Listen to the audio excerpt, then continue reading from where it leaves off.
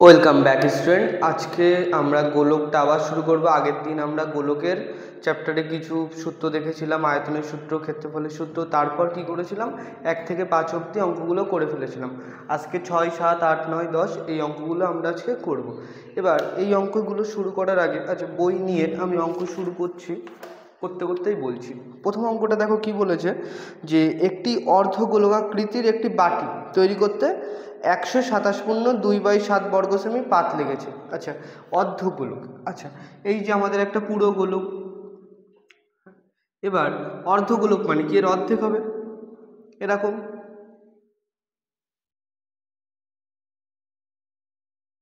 ঠিক আছে, এই হচ্ছে আমাদের অর্ধগোলক, যেখানে এর ব্যাসার্ধ কোনটা, এটাকে যদি আমরা আর বলি, তাহলে দেখো এই গোলকটাকে যদি আমরা অর্ধেক করতাম, তাহলে এপাশে অর্ধেক এপাশে অর্ধেক, সেই অর্ধেকটাই হচ্ছে এটা। এবার এই উপরের যে তলটা, এই ধরো একটা অর্ধগোলক, মানে আমার হাত, এই যে অর্ধগোলক, এই পোর্শনটা, অর্ধগোলকের এই পোর্শনটা হচ্ছে কি বক্রতল। আর এই পোর্শনটার সাথে যদি এই উপরের এই তলটাকেও আমরা যোগ করি, তাহলে এই পুরোটাকে মিলে হবে আমাদের সমগ্র তল অর্ধগোলকের। তাহলে এই অর্ধগোলকের শুধু এই অংশের ক্ষেত্রফল কত হবে, পুরোটার যে ক্ষেত্রফল তার অর্ধেক, তাহলে পুরোটা ক্ষেত্রফল কত, 4πr², আর তার অর্ধেক কত, বাই 2। এটা হচ্ছে কি অর্ধগোলকের শুধু এই যে তলটা, যে বক্রতলটা, তার ক্ষেত্রফল। আচ্ছা, এবার যদি বলে সমগ্রতল মানে কি, এই তলটার সাথে এই উপরের এই তলটাও যোগ করতে হবে, তবেই আমাদের সমগ্র তল হবে। তাহলে সমগ্র তল মানে কি, এটা যদি কেটে দিই তাহলে 2πr² হচ্ছে না। আর এই অংশটার ক্ষেত্রফল কি, এই অংশটা কি একটা বৃত্ত, আর বৃত্তের ক্ষেত্রফল কি হয়, πr²। তাহলে এই দুটো যোগ করলেই আমাদের অর্ধবৃত্তের সমগ্র তলের ক্ষেত্রফল আমরা পেয়ে যাচ্ছি। আর অর্ধবৃত্তের বক্রতলের ক্ষেত্রফল হচ্ছে এটা, মানে কি 2 এটা যদি কেটে যায় তাহলে 2πr²। এটা হচ্ছে আমাদের কি অর্ধগোলকের বক্রতলের ক্ষেত্রফল, এটা অর্ধগোলকের সমগ্র তলের ক্ষেত্রফল। এবার এখান থেকে যদি πr² কমন নাও, তাহলে 2πr² আর πr², 3πr² হবে, সরি। হ্যাঁ, আচ্ছা, এবার আমরা 6 দাগের অঙ্কটা একবার দেখে নেব।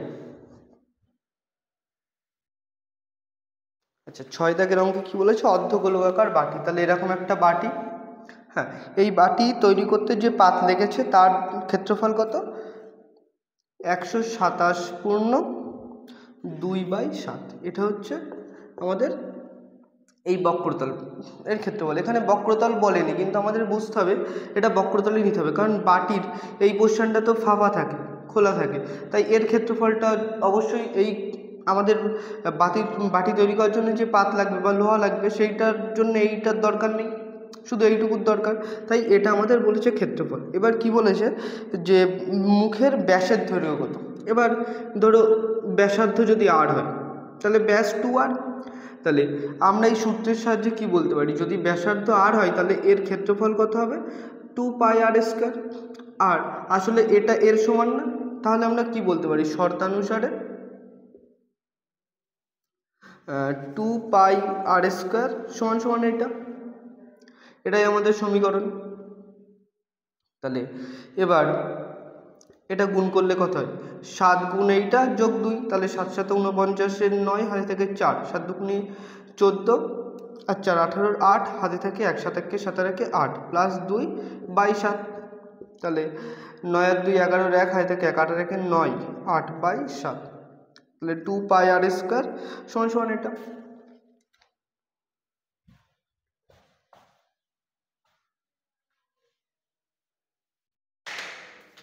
এবার দেখো আমাদের r² বাঁ পাশে রেখে বাকিটাকে যদি এপাশে নিয়ে আসি, তাহলে r² সমান কী হবে, দেখো 891/7, এটা এপাশেই ছিল। আচ্ছা, পায়ের জায়গায় আমরা কি লিখতে পারি, 22/7 লিখতে পারি। তাহলে এই 22/7 যদি এপাশে আসে, তাহলে 7 তো উপরে আর 22টা নিচে চলে যাবে। তাহলে এখানে কত, 7 উপরে আর 22 নিচে, আর এই 2টা যেহেতু উপরে আছে তাই এপাশে আসলে এটাও নিচে চলে যাবে। ঠিক আছে, তাহলে এই 7 7 কেটে গেল, 11 দিয়ে কত হয়, 11 2 22, 11 দিয়ে কত হয়, দেখো 8 11 88, আর 11 1 11। তাহলে r² সমান সমান কত, 81/2 গুণ 2, 4। তাহলে r সমান সমান কত, √81/4। এবার √81 মানে কি 9 গুণ 9 না, আর 4 মানে কি 2 গুণ 2। এবার আমরা রুটের মধ্যে যখন দুটো সংখ্যা থাকে তখন রুটের বাইরে বেরোলে একটা হয়, তাই দুটো 9-এর থেকে আমরা কটা 9 নেবো? একটা 9। আর দুটো 2-এর থেকে কটা 2 নেবো? একটা 2। তাহলে এটা হচ্ছে আমাদের আর। তাহলে এখানে ব্যাস চেয়েছে, ব্যাস আমাদের কত? 2r, তার মানে কত? 9/2। এর সাথে কত? 2 গুণ 2, 2 কেটে গেল 9। তাই এই 9টা হচ্ছে আমাদেরকে ব্যাস। তাহলে অর্ধগোলক আকৃতি বাটির ব্যাসের দৈর্ঘ্য কত? 9 সেন্টিমিটার। আশা করি বুঝে গেছো। তোমরা একটু দেখে নাও, মুছে দিয়ে আমি 7 দাগটা শুরু করবো।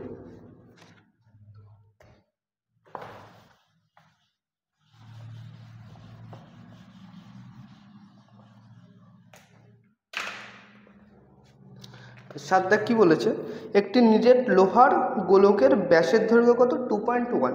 তাহলে ব্যাসার্ধের দৈর্ঘ্য, নিরেট লোহার গোলক। তাহলে ধরো এটা একটা গোলক, এর এইটা কেন্দ্র, তাহলে এইটুকু হচ্ছে ব্যাসার্ধ, এর দৈর্ঘ্য কত?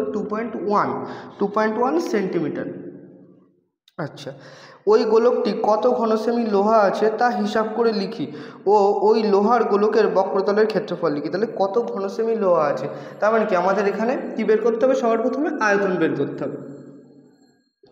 আয়তনের সূত্র কি? 4/3 পাই আর কিউ। এত ঘনসেমি লোহা আছে, এখানে আর এর জায়গায় কত বসবে? 4/3 পাই মানে কত? 22/7 গুণ আর মানে কত? 2.1 এর কিউ। এত ঘনসেমি। আচ্ছা, এবার কি বলেছে? লোহার বক্রতলের ক্ষেত্রফল নির্ণয় করে। আচ্ছা, সমগ্র গোলকে এই পুরো গোলকের ক্ষেত্রে সমগ্র তলের ক্ষেত্রফল আর বক্রতলের ক্ষেত্রফল 4πr²। তাহলে ক্ষেত্রফল কত হবে? 4πr², এত বর্গ একক। তাহলে 4 × 22/7 × আর কত? 2.1 এর স্কোয়ার, এত বর্গ একক। এবার এইটা যদি তোমরা ক্যালকুলেশনটা করে ফেলো তাহলে এই অঙ্কটা হয়ে যাবে। তোমরা ক্যালকুলেশনটা হোমওয়ার্ক হিসাবে নিয়ে রেখো। যদি না করতে পারো তাহলে আমাদের নোটস আছে, সেখান থেকে দেখে নেবে কীভাবে কাটাকুটিটা হয়েছে। আচ্ছা, আমরা এর পরের অঙ্কটা এবার যাবো, 8 দাগের অঙ্কটা।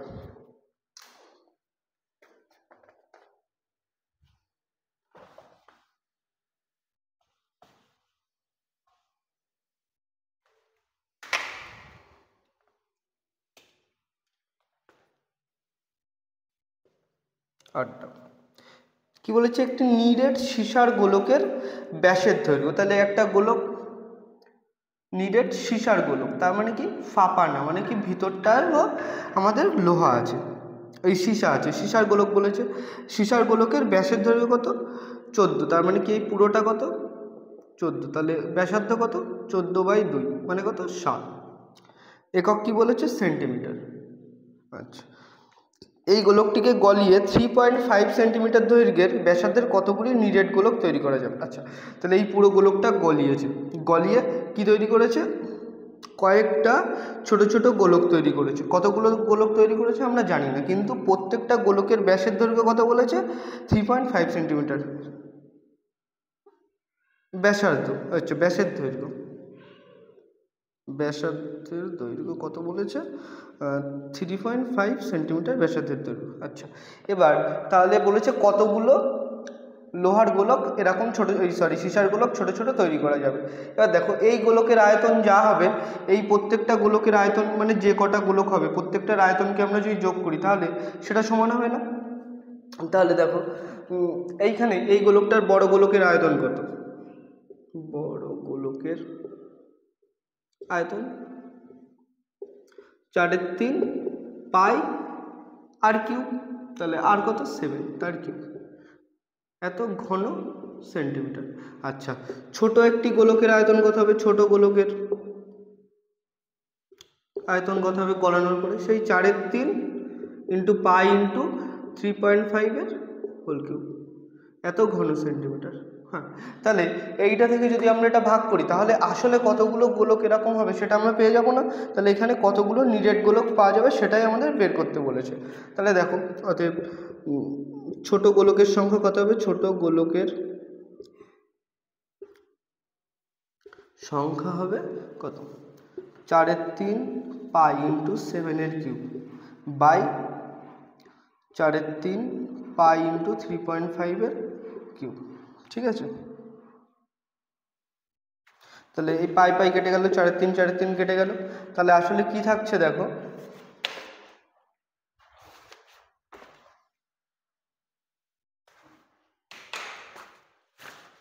উপরে কি 7 কিউব মানে কি 7 গুণ 7 গুণ 7 বাই নিচে কত 3.5 গুণ 3.5 গুণ 3.5।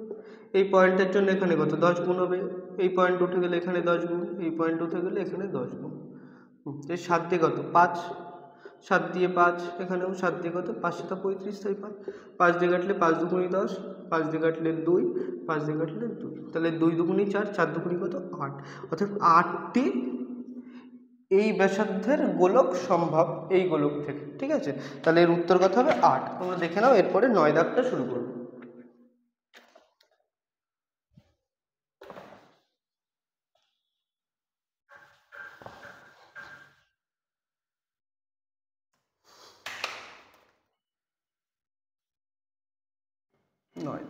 কি বলছে দেখো, যে 3 সেন্টিমিটার 5 সেন্টিমিটার ও যে 3 4 আর 5 সেন্টিমিটার দৈর্ঘ্যের ব্যাসার্ধের 3টি নিরেট তামার গোলক। তাহলে কত, ধরো একটা গোলক, এটা একটু বড়, আর এখানে ধরো এটা, তাহলে এটা কত 3, এটা 4 আর এটা 5।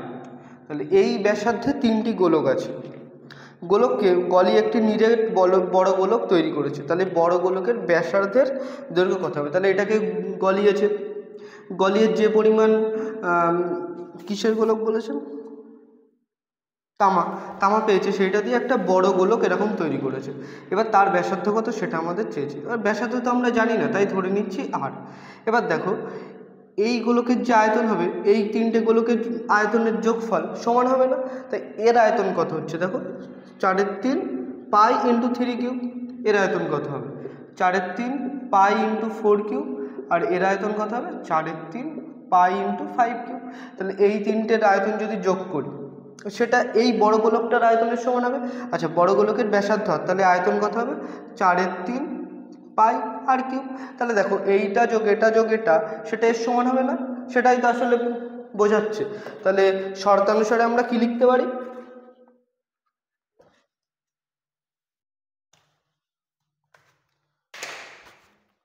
শর্তানুসারে লিখতে পারি 4/3 পাই আর কিউব সমান সমান কত 4/3 pi into 3 cube plus 4/3 pi into 4 cube plus 4/3 pi into 5 cube. ঠিক আছে, এটাই। তাহলে দেখো এই পাশ থেকে যদি আমরা 4/3 পাইটাকে কমন নিই, তাহলে কি হচ্ছে, এখানে শুধু 3 কিউব পড়ে থাকছে, এখানে শুধু 4 কিউব পড়ে থাকছে, আর এখানে শুধু 5 কিউব পড়ে থাকছে। আর এপাশে কত 4/3 পাই আর কিউব। তাহলে দেখো এই 4/3 আর 4/3 কেটে যাচ্ছে, এই পাই আর এই পাই কেটে যাচ্ছে, তাহলে আর কিউব সমান কত হচ্ছে দেখো, এই 3টের কিউব, 3-এর কিউব কত, কিউব মানে কি 3-এর কিউব মানে কি 3কে 3 বার গুণ, 3 গুণ 3 গুণ 3, তাহলে কত হচ্ছে দেখো 3 3 9, 3 9 27। 4-এর কিউব কত হবে 4 গুণ 4 গুণ 4, 4 4 কত 16, 4 16 64। আর 5-এর কিউব কত 5 গুণ 5 গুণ 5, 5 5 কত 25, 25 গুণ 5 কত 125, তাই তো। তাহলে এখানে কি হচ্ছে দেখো 27 যোগ 64 যোগ 125। আচ্ছা, এই 3টে যদি যোগ করি তাহলে কী হবে দেখো 125 যদি যোগ করি প্লাস 64 যদি যোগ করি, 5 আর 4 9, 9 আর 7 কত 16, 16 6 হাতে থাকে 1, 6 আর 2 8 আর 2 10 আর 1 11 1 হাতে থাকে 1, 1 আর 1 2, তাহলে 216। তাহলে আর কিউব সমান কত হলো 216। এবার আর মানে কত, তাহলে কিউব রুট অফ 216। এবার 216কে যদি আমরা একটু ভাঙাই তাহলে কী হবে দেখো,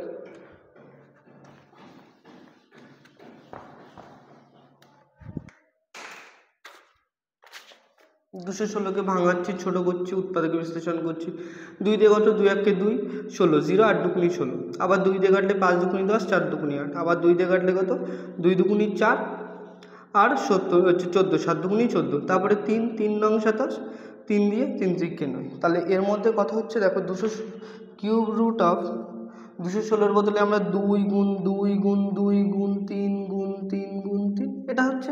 এবার দেখো যখন আমরা রুট থাকে, ধরো রুটের মধ্যে 16 আছে মানে কি রুটের মধ্যে 4 গুণ 4 আছে না, তাহলে রুটের বাইরে নিয়ে আসতে গেলে দুটোর মধ্যে একটা আসে না। এখানে কিউব রুটের ক্ষেত্রে কিউব রুটের বাইরে নিয়ে আসতে গেলে 3টের মধ্যে একটা আছে, মানে এখানে 3টের মধ্যে একটা বাইরে আসে, মানে কি এখানে 3টে 2 আছে, কিউব রুট যদি তুলে দিই তাহলে একটা 2 হবে, গুণ এখানে 3টে 3 আছে, কিউব রুট যদি তুলে দিই একটা 3 হবে, তাহলে 3 দুগুণী কত 6, তাহলে আর এর আর সমান সমান কত আসলো 6 আসলো। তাহলে এখানে কি চেয়েছে আমাদের, চেয়েছে যে বড় গোলকের ব্যাসার্ধের দৈর্ঘ্য কত হবে, বড় গোলকের ব্যাসার্ধের দৈর্ঘ্য 6 সেন্টিমিটার হবে। এটাই আমাদের 9 দাগের অ্যান্সার। তোমরা আশা করি বুঝতে পেরেছো। তাহলে আমাদের এখন 6 হয়ে গেল, 7 হয়ে গেল, 8 হয়ে গেল, 9 হয়ে গেল। এবার আমরা 10 দাগটা দেখে নেব।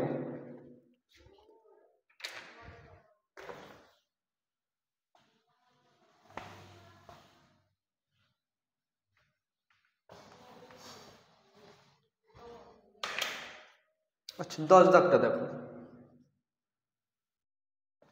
একটি অর্ধ গোলকাকৃতি গম্বুজ, হ্যাঁ, ভূমিতলের ব্যাসের দৈর্ঘ্য কত বলেছে 42। তাহলে ধরো এরকম একটা গম্বুজ, অর্ধ গোলকাকৃতি এরকমই হবে। 4 মিনিট,